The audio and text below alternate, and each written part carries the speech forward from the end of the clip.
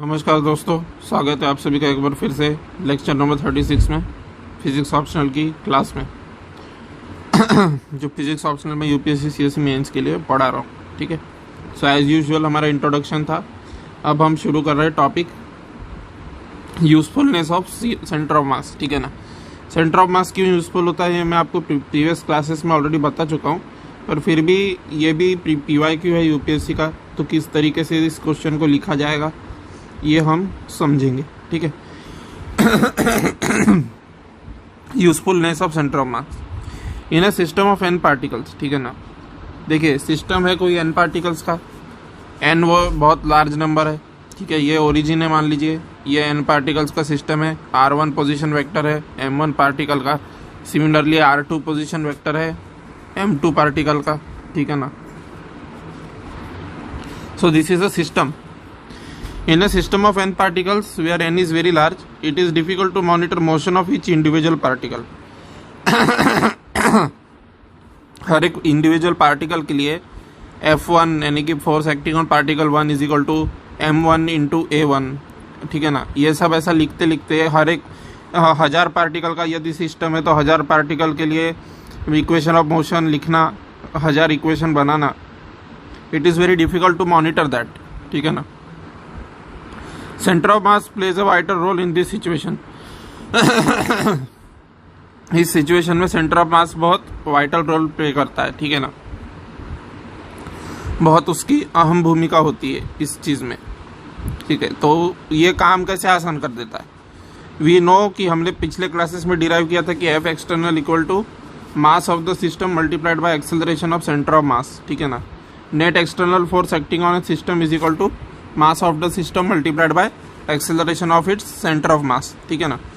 So we can assume the system of particles to have mass concentrated at its center of mass and the mass of the whole system, जैसे कि m is equal to क्या है, पूरे के पूरे system का मास है, यानी कि m1 plus m2 dot dot dot mn तक, यही है कैपिटल M, ठीक है ना। और एक्सेलरेशन ऑफ सेंटर ऑफ मास यानी कि जो RCM पोजीशन वेक्टर से जो सेंटर ऑफ मास की पोजीशन निकाली, वो पोजीशन पे यदि हम ऐसा एक पार्टिकल अज्यूम कर ले जिसका मास टोटल सिस्टम के मास के बराबर है, यानी कि कैपिटल M के बराबर है, तो उस पार्टिकल का एक्सेलरेशन यानी कि ACM को भी अगर हम निकाल लें, ठीक है, तो मास इंटू ACM अगर हम कर देते हैं, ऐसा एक इमेजिनरी बिंदु है वो, जिसका पूरे के पूरे सिस्टम और पार्टिकल का मोशन जो है एक सिंगल इक्वेशन से डिस्क्राइब हो जाता है। यह इसकी सुविधा है कि एफ एक्सटर्नल यानी कि net external force is equal to total mass of the system multiplied by acceleration of its centre of mass. So by using this result we can deal with motion of the system, ठीक है ना।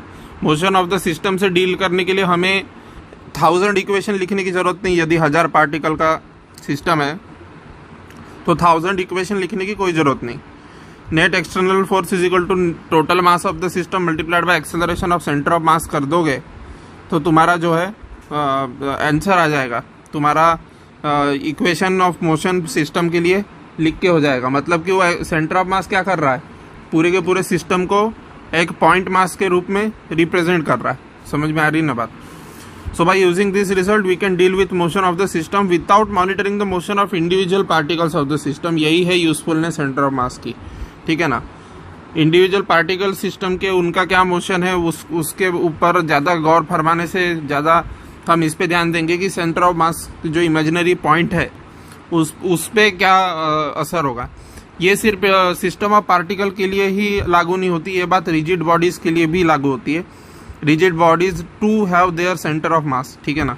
Rigid bodies का भी centre of मास होता है, वो हम आगे पढ़ने वाले हैं। In fact calculation of centre of mass of some specific geometrical shape की बॉडीज वो हमारे सिलेबस का पार्ट भी है, ठीक है ना। तो हम पढ़ने वाले हैं वो, ठीक है।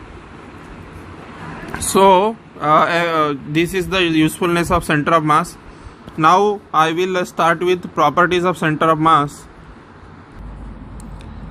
But before discussing the properties of center of mass of a system, I want to discuss a little bit of concept with you. कि मान लीजिए वो कोई प्रोटॉन है, ठीक है ना। मान लीजिए कोई प्रोटॉन है और एक इलेक्ट्रॉन है, बोथ आर हेल्ड, इसके पहले उनको कुछ फोर्स लगा के रखा गया है, स्टेशनरी रखा गया है, और फिर इसके बाद में रेस्ट से इनको छोड़ा जाता है। समझ में आ रही है बात? इनको रेस्ट से छोड़ा गया suppose, so what will happen, electron will attract proton and proton will attract electron with equal and opposite force, ठीक है ना। लेकिन ऐसी सिचुएशन में अगर मैं इनको एक सिस्टम मान लूं, प्रोटॉन और इलेक्ट्रॉन को, तो क्या इनका सेंटर ऑफ मास मूव होगा?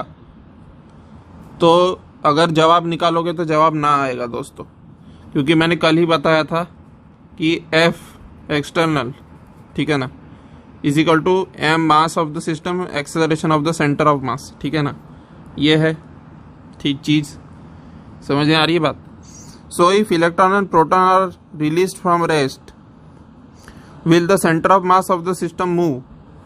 जवाब है ना, क्योंकि देखिए दोस्तों, नेट एक्सटर्नल फोर्स की हम बात कर रहे हैं, हम यहाँ पे हम नेट एक्सटर्नल फोर्स 0 लगा रहे हैं, क्योंकि इलेक्ट्रॉन एंड प्रोटॉन को एक सिस्टम मान लेने से इलेक्ट्रॉन और प्रोटॉन एक दूसरे पे जो फोर्स लगा रहे हैं वो इंटरनल फोर्सेस हो गए। समझ में आ रही है बात? इलेक्ट्रॉन ने प्रोटॉन पे जो अपनी ओर अट्रैक्टिव फोर्स लगाया वो इंटरनल फोर्स हो गया, और प्रोटॉन ने इलेक्ट्रॉन पे जो अपनी ओर अट्रैक्टिव फोर्स लगाया वो इंटरनल फोर्स हो गया। So this internal forces they are equal and opposite and they cancelled each other, ठीक है ना, क्योंकि इसको एक सिस्टम माना है हमने, ये बॉक्स को, यानी कि इलेक्ट्रॉन और प्रोटॉन को एक सिस्टम माना है। समझ में आ रही बात? So as the net external force is 0, तो यहाँ पे F एक्सटर्नल 0 आ जाएगा। समझ में आ रही है बात? सो F एक्सटर्नल 0 डालोगे तो 0 is equal to capital M यानी mass of the whole system. Mass of the whole system किसके बराबर है? इलेक्ट्रॉन के मास के प्लस प्रोटॉन के मास के बराबर है। Acceleration of centre of mass of the system, ठीक है ना। So as the mass is not 0, क्योंकि electron and proton have their own mass, so acceleration of centre of mass will be 0। समझ में आ रही है बात? सो इलेक्ट्रॉन प्रोटॉन का जो सेंटर ऑफ मास है उसका एक्सेलरेशन किसके बराबर आएगा? 0 के बराबर आएगा। समझ में आ रही है बात मेरी? सिमिलरली एक हम और एग्जांपल लेते हैं जिससे बात जो है क्लियर हो जाएगी। समझ में आ रही है बात? 2 एग्जांपल लेंगे, वही वाला प्रोटॉन इलेक्ट्रॉन वाला ही, लेकिन थोड़ा अलग लेंगे। इस बार हम चार्जेस सेम लेंगे। समझ में आ रही है बात? इस बार हम चार्जेस सेम लेने वाले हैं। मान लीजिए 2 प्रोटॉन है, ठीक है ना, प्रोटॉन नंबर 1 और प्रोटॉन नंबर 2। ये जो 2 प्रोटॉन्स है, मान लीजिए इनको पहले पकड़ के रखा था किसी चीज के जरिए, इनको पकड़ के रखा था मान लीजिए, और ये रेस्ट पे थे। Then they are release from rest, ठीक है ना, उनको रेस्ट से छोड़ दिया जाता है। और मान लीजिए दोनों प्रोटॉन एक ही सिस्टम का पार्ट है, तो क्या इस सिस्टम का, ये जो 2 प्रोटॉन की सिस्टम है, क्या इसका सेंटर ऑफ मास मूव करेगा? ये सवाल अगर मैं पूछूं तो जवाब होगा ना। क्यों जवाब ना होगा? क्योंकि हम एक्सटर्नल फोर्स नहीं लगा रहे हैं, ठीक है ना। अगर हम एक्सटर्नल फोर्स नहीं लगा रहे हैं तो proton number 1 will apply force on proton number 2 in this direction, and proton number 2 will apply force on proton number 1 in this direction. So these two forces are internal forces of the system and these two forces are equal and opposite. समझ में आ रही है ना बात?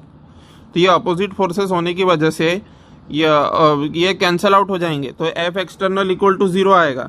सो एक proton दूसरे proton पे फोर्स लगाने की वजह से इंडिविजुअल प्रोटॉन का अगर तुम मोशन देखोगे तो इंडिविजुअल प्रोटॉन तो मोशन कर रहा है, इंडिविजुअल प्रोटॉन तो एक्सेलरेटेड है, पर सेंटर ऑफ मास का एक्सेलरेशन 0 निकल के आएगा, क्योंकि ये एक ही सिस्टम का पार्ट रहने से एक्सटर्नल फोर्स 0 है और ये इंटरनल फोर्सेस हो गए दोनों के दोनों. जो एक प्रोटॉन ने दूसरे प्रोटॉन पे जो भी फोर्स लगाया वो इंटरनल हो गया. तो ये दोनों प्रोटॉन एक सिस्टम का पार्ट यदि हो गए तो ये इंटरनल फोर्सेस कैंसिल हो गए और सेंटर ऑफ मास वही का वही रहेगा. और कॉमन सेंस भी यही कहता है दोस्तों, क्योंकि देखिए सिमेट्री है तो ये वाला प्रोटॉन इधर साइड यहाँ गया सपोज, ठीक है ना, इतना दूरी तय किया ये वाले प्रोटॉन ने, तो ये वाला प्रोटॉन भी बराबर वही दूरी तय करेगा. तो जब RCM का वैल्यू निकालोगे तो RCM का वैल्यू यहीं पे निकल के आएगा दोस्तों, मतलब सेंटर ऑफ मास स्टेशनरी निकल के आने वाला है. समझ में आ रही है बात? So centre of mass is not going to move. समझ में आ गई बात तुमको? उसी तरीके से प्रोटॉन इलेक्ट्रॉन के सिस्टम के लिए भी यही बात लागू होती है जो मैंने यहाँ बताई। समझ में आ रही है बात। अब मैं यहाँ पे एक और कंसेप्ट देना चाहूँगा कि मान लीजिए कि प्रोटॉन इलेक्ट्रॉन का जो सिस्टम है उसको मैं दो अलग अलग सिस्टम मानता हूँ, तो उस केस में क्या होगा? In that case what will happen? Will the centre of mass move in that case और नॉट? अभी तो हमने एक ही सिस्टम माना था। अभी हमने क्या माना था कि प्रोटॉन एंड इलेक्ट्रॉन या फिर प्रोटॉन एंड प्रोटॉन, ठीक है ना, प्रोटॉन एंड प्रोटॉन या proton and electron these are one and the same system, ये माना था हमने। तो ये अट्रैक्टिव फोर्सेस जो इक्विवेलेंट अपोजिट थे ये कैंसिल आउट हो गए थे और नेट एक्सटर्नल फोर्स 0 था। लेकिन मान लीजिए प्रोटॉन और इलेक्ट्रॉन को मैं अलग अलग सिस्टम मानता हूँ, तो क्या होगा? मान लीजिए इसको एक सिस्टम माना और मान लीजिए इसको एक सिस्टम माना अलग। तो देखिए दोस्तों, इस केस में सेंटर ऑफ मास मूव होंगे। क्यों सेंटर ऑफ मास मूव होंगे? क्योंकि this is system number 1, this is system number 1। Proton अकेला ही एक सिस्टम है, तो इस प्रोटॉन का सेंटर ऑफ मास कहाँ होगा? खुद उसी जगह पे। एक ही पार्टिकल का सिस्टम है तो वही पार्टिकल ही सेंटर ऑफ मास हुआ। समझ में आ रही है ना बात? जब एक ही पार्टिकल का सिस्टम होगा भाई, तो वो खुद पार्टिकल ही उसका सेंटर ऑफ मास होगा। उसके सेंटर ऑफ मास का लोकेशन उसी के, प्रोटॉन जिस जगह पे उसी जगह पे उसका सेंटर ऑफ मास भी होगा प्रोटॉन का, क्योंकि वो अकेला पार्टिकल है उस सिस्टम में। समझ में आ रही है ना बात?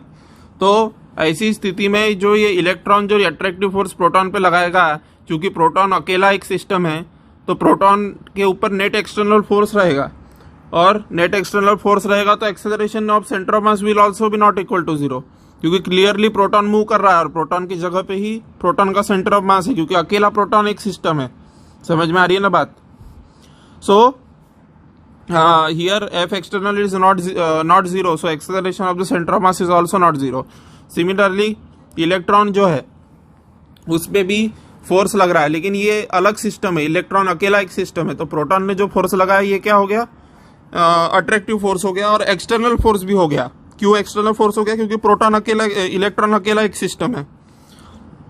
सो प्रोटॉन के द्वारा लगाया हुआ फोर्स जो इलेक्ट्रॉन पे है वो कैंसिल करने वाला कोई एजेंट नहीं है, ठीक है ना। मतलब वो एक ही सिस्टम का पार्ट नहीं, इसलिए कैंसिल नहीं हो पाए वो फोर्सेस, ठीक है ना। इक्विवेलेंट अपोजिट फोर्स प्रोटॉन पे इलेक्ट्रॉन ने लगाया, लेकिन वो फोर्स दूसरे सिस्टम का पार्ट हो गया, ठीक है ना, उसके इलेक्ट्रॉन के सिस्टम का पार्ट नहीं रहा। सिमिलरली प्रोटॉन ने जो अट्रैक्टिव फोर्स इलेक्ट्रॉन पे लगाया वो इसलिए कैंसिल नहीं हो पाया क्योंकि वो फोर्स दूसरे सिस्टम का पार्ट हो गया, वो इलेक्ट्रॉन वाले सिस्टम का पार्ट हो गया। तो अलग अलग सिस्टम अगर हम मान लेते हैं तो centre of mass will move obviously, ठीक है ना। बट अगर हम एक ही सिस्टम मान ले प्रोटॉन और इलेक्ट्रॉन को, या फिर दो प्रोटॉन को या फिर दो इलेक्ट्रॉन को, तो ऐसी स्थिति में जो नेट एक्सटर्नल फोर्स यदि हम नहीं लगा रहे हैं तो सेंटर ऑफ मास मूव नहीं करेगा, क्योंकि एक दूसरे पे जो वो फोर्सेस लगाएंगे वो इंटरनल वाले कैंसिल हो जाएंगे। समझ में आ रही है ना बात? सो एफ एक्सटर्नल इज 0। समझ में आ रही है बात इस केस में? सो acceleration of centre of mass will also भी 0। समझ में आ रही है ना बात? सो सिस्टम मानने पे भी डिपेंड करता है दोस्तों, इस तरीके का एनालिसिस आपको करते आना चाहिए, ठीक है ना। हालांकि ऐसा क्वेश्चन नहीं पूछेगा वो कि explain why the centre of mass will not move, या फिर ऐसा क्वेश्चन नहीं पूछेगा वो। आपको इतना वरी नहीं करना है, क्योंकि सब्जेक्टिव एग्जाम है भाई, उसको भी पता है कि सब्जेक्टिव एग्जाम में स्टेप्स लिखनी होती है, तो बच्चे की जान नहीं लेगा वो स्टेप्स लिखने के लिए। तो क्वेश्चन तो एज यूजुअली आएंगे, लेकिन आपको कंसेप्ट थोड़े क्लियर ही होना चाहिए, क्योंकि this is not university exam दोस्तों, ठीक है ना। यूनिवर्सिटी एग्जाम में क्या होता है, आप सिर्फ पन्ने भरो आपको मार्क मिलेंगे, ठीक है। यहाँ वैसा नहीं है, आपका answer succinct to the point होना चाहिए और रिलेटेड टू द सब्जेक्ट ही लिख के आ सकते हो आप। कुछ बच्चे क्या करते हैं यूनिवर्सिटी एग्जाम में कि जाते हैं पेपर में कुछ भी लिख के आ जाएंगे, गाना वाना लिख के आ जाएंगे बीच में, और उनको कभी कभी उस चक्कर में वो पास भी हो जाते हैं। यहाँ वैसा नहीं होने वाला है दोस्तों, ठीक है ना। यहाँ you have to score 290 plus minimum in order to get all India ranks. All India ranks लाने के लिए 290 प्लस लेना है, और 290 प्लस लेना है तो गाना लिख के आओगे और 290 प्लस मिल गया, ये तो होने वाला है नहीं, ठीक है ना, जो यूनिवर्सिटी एग्जाम में होता है। So be prepared for the exam. ये कोई यूनिवर्सिटी एग्जाम नहीं है या कॉलेज एग्जाम या इसको 10th 12th के लेवल का नहीं है, ठीक है ना। और एट द सेम टाइम ये जेई नीट के समान भी एग्जाम नहीं है जिसमें ट्विस्टेड क्वेश्चन आते हैं, ठीक है ना। So the reality of this exam is that the questions will be of university level, ठीक है ना। क्वेश्चंस का लेवल यूनिवर्सिटी लेवल का होगा। यूनिवर्सिटी एग्जाम जो होती है, ग्रेजुएशन का जो फिजिक्स होता है उसके लेवल के क्वेश्चंस होंगे, और आपको आंसर जो है वो यूनिवर्सिटी स्टाइल में ना लिखते हुए यूपीएससी की स्पेसिफिक स्टाइल में लिखना है। ये इस एग्जाम की खासियत है, ठीक है ना। आप गाना लिख के आओगे उससे मार्क नहीं मिलने वाले जो यूनिवर्सिटी में आपको मिलते हैं। समझ में आ रही है बात? या फिर एक ही सेंटेंस को बार बार गोल गोल घुमा के active to passive, passive to active लिखोगे तो नहीं मिलने वाले मार्क्स। समझ में आ रही है ना बात? So this is the thing.